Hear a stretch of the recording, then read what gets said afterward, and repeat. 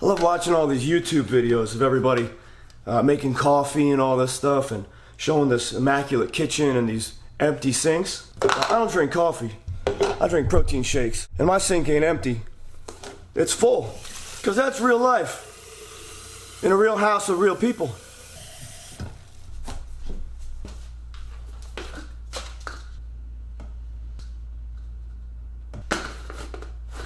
Here's my coffee. Isopure Colombian coffee. There's like no coffee in it. It's like protein. But it's a good isolate protein. Burns clean. Tastes good. Easy to digest. Doesn't give you gas and bloating. Yeah, that's how it is. We talk about real things here. You know that. And that's actually a perfect segue into today's video. Tuesday Talks. Shoveling crap and having friends you can count on.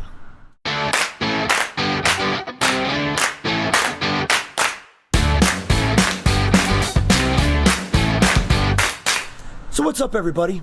I'm Adam Neely with Build, Gild, and Refine TV, coming back at you with another episode.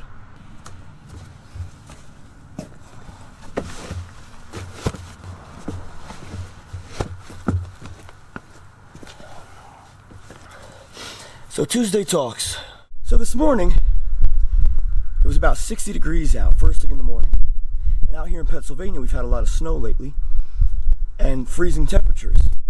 So the snow was starting to thaw this morning. And when I came out of the house first thing in the morning, I caught a nasty whiff of our sewer pipe, which I started digging out. If you remember, maybe the first Tuesday Talks, you'll see me with one of my boys digging out a sewer pipe because I knew it was cracked because we were getting a lot of saturation up in the ground.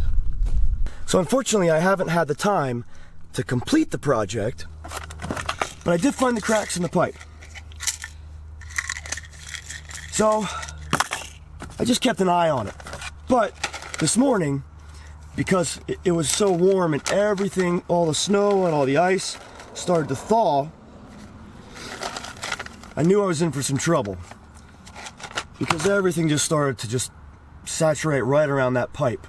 And man, did it smell bad. So I came home for lunch, and around that pipe was just a disgusting mess.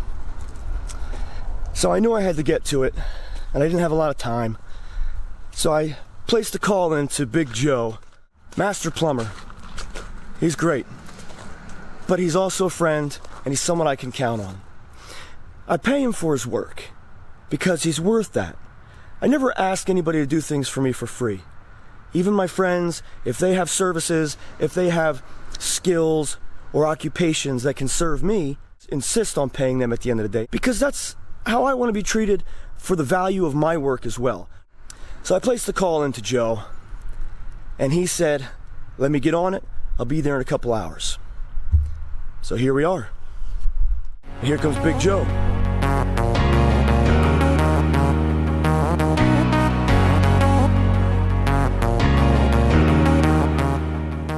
So I'm doing a little hand holding, so it might be a little shaky here. You all remember Big Joe from Barton Manor episode.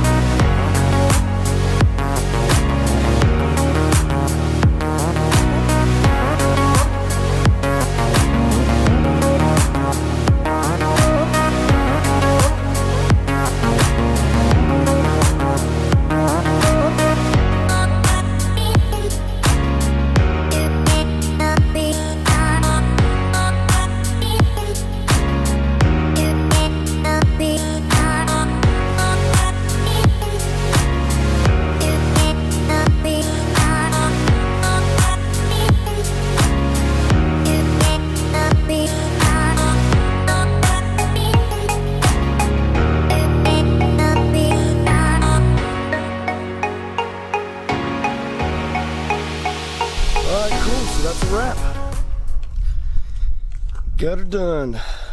Got her done. Get her done. I don't know. It's done. So I figured I would take this opportunity to give you a little background about me. Kind of where I come from, my path that's led me here. So one of my grandfathers was a pretty prominent builder out in Jersey. And he designed a particular ranch style house, you know, one floor living.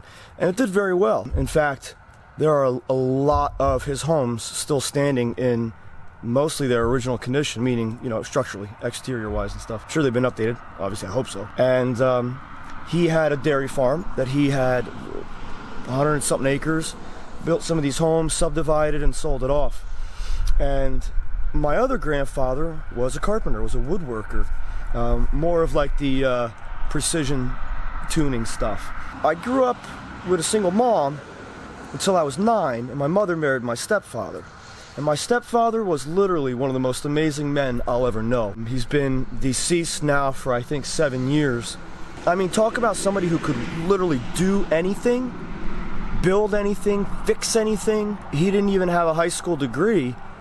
I believe his father passed away when he was like 12. And then by the time he was 15, he was running his father's service station. And he was a mechanic then.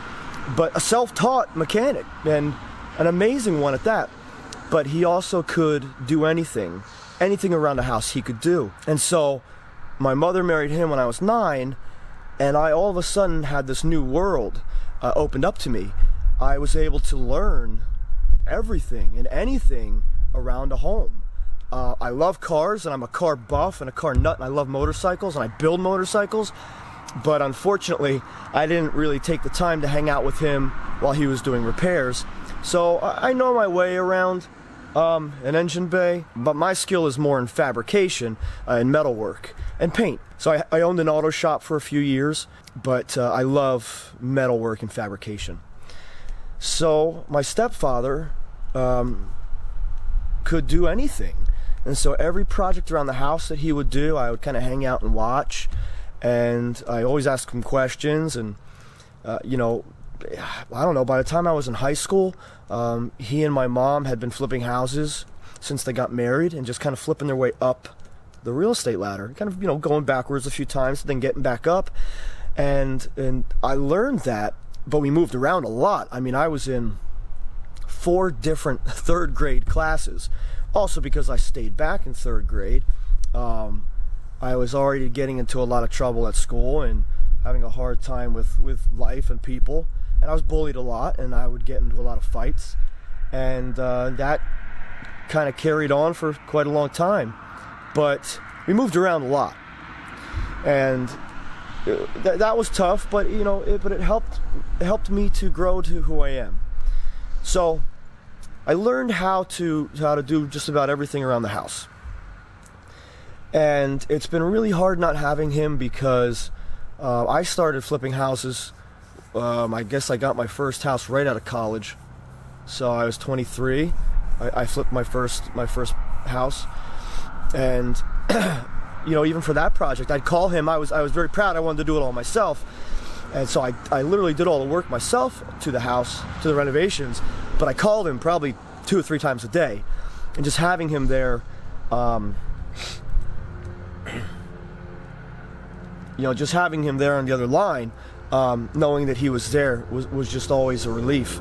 And I can't tell you how many times he bailed me out of situations just over the phone. So it's been hard not having him.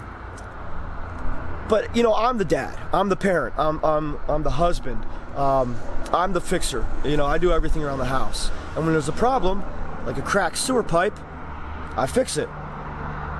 But that leads me to the main topic of this Tuesday Talks, which is create, build, and maintain a network of people that you trust.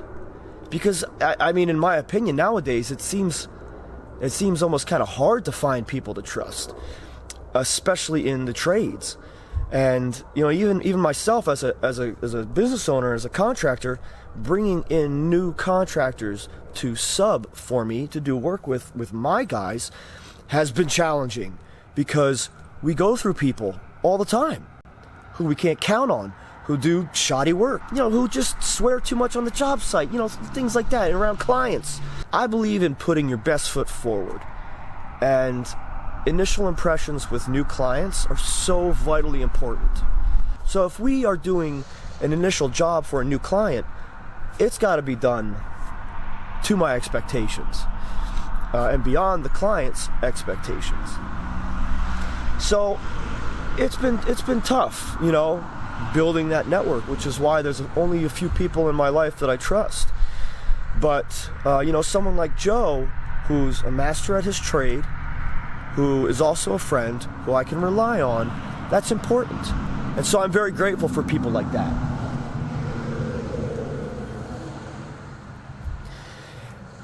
And, there you go. There's another example, another contractor that I know just drove by. And building a rapport with people in your local area as a contractor is so important. There's so many fly-by-nighters, come in, get the job done, get out of here, get paid, and whatever happens after that, well, who cares?